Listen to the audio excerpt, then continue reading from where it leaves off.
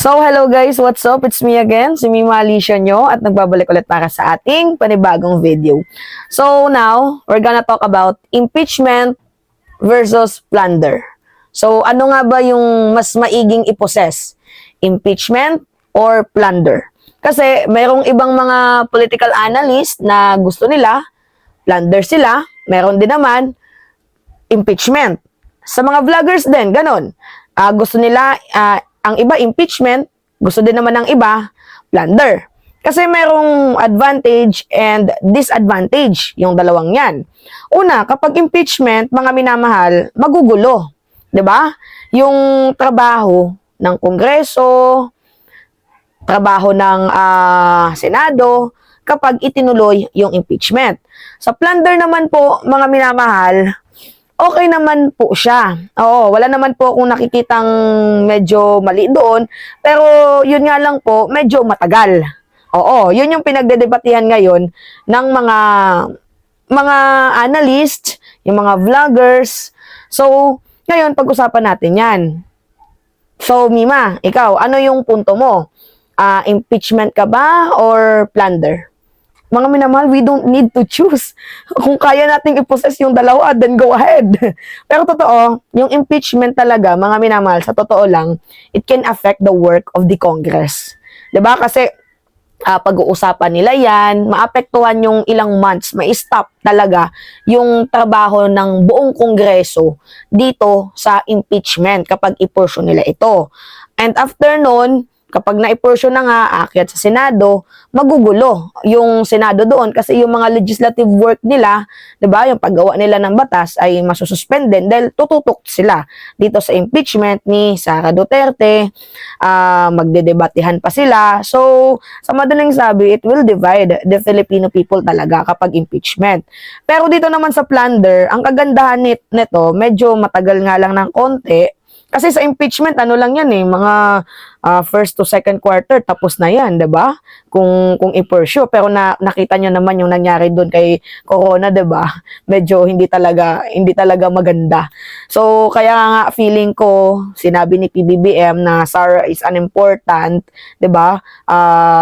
Tawag dito, wag nyo nang i-pursue yung impeachment na yan. Siguro kaya ata sinabi yun ni PBBM dahil makakaabala talaga sa trabaho ng mga kongresista at mga senador.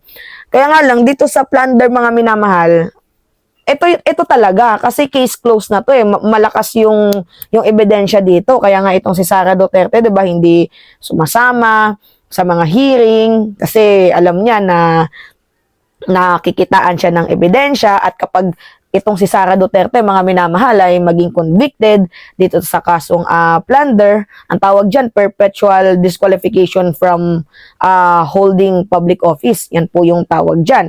Pero ang kagandahan dito sa plunder, mga minamahal, strong case to.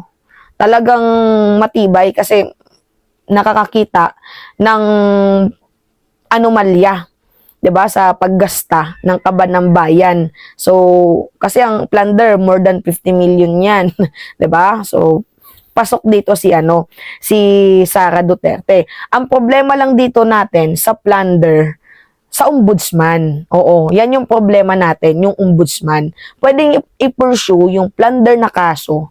Kaya nga lang, yung problema natin dito, yung ombudsman. So, kailangan natin antayin muna na mag-resign itong si Martires. Alam nyo naman na itong si Martires, mga minamahal, ay pinitik ng DOJ natin. I respect the duty of the Department of Justice, yung paghanap nila ng evidence sa ginawang pagbabanta ni Sara Duterte. Nirerespeto natin yung calling duties nila. Pero mas ahead din talaga, mga minamahal, para sa akin. Hindi naman totally ahead mas maganda din i-pursue yung plunder. Pero if we can possess both, then why not? Pero medyo malabong mangyari yon na i-possess natin yung dalawa. So, kasi maaabala nga, gawa nga ng impeachment yung Congress at Senate kapag nangyari yan. Sa plunder naman, yung problema natin dito, medyo matagal nga lang kasi dinidinig pa yung mga hearing ni Sara Duterte patungkol sa kanyang pandarambong sa kaban ng bayan, and si Martires.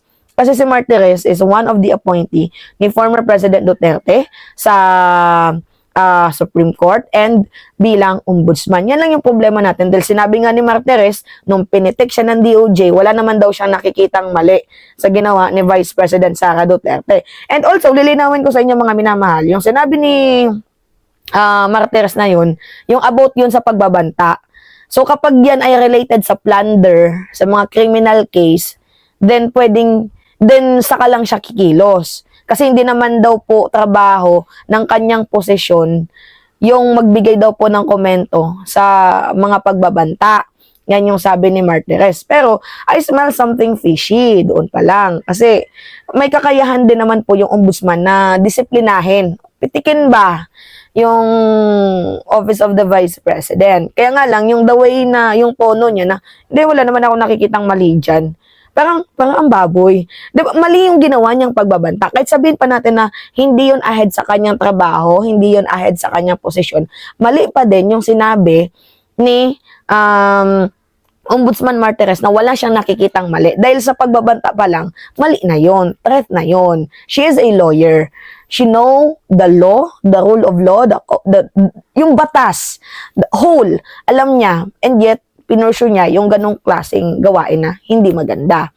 So ngayon, ano ba yung mas matimbang sa inyo? Impeachment or plunder? Kasi lahat ng yan may advantage and disadvantage. Pero kung ako yung papapiliin, maganda din naman yung impeachment. Kasi first to second quarter pwede yan, 'di ba?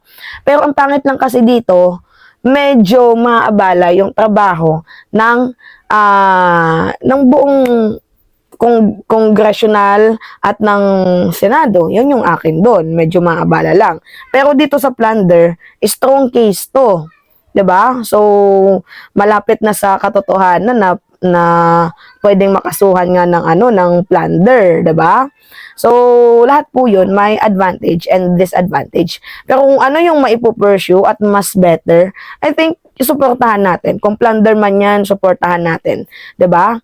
Kasi tawag dito, hindi pwede na pabayaan lang natin yung ginagawa nilang pandarambong sa kaban ng bayan. Hindi pwede yung ganon. 'Di ba? So, if kaya nating i-pursue, tulungan natin, 'di ba, ang ating pamahalaan na managot yung mga sumisira sa kaban ng bayan. So, impeachment or plunder, I think we need to possess the both. But kung ano yung better at kung ano yung mas strong yung case build up, then i-pursue natin yan. Ganun lang naman po. So anyway, mga minamahal, yun po, it's me again, si Mima Alicia nyo. At nagbabalik ulit para sa ating panibagong video. So, yun po.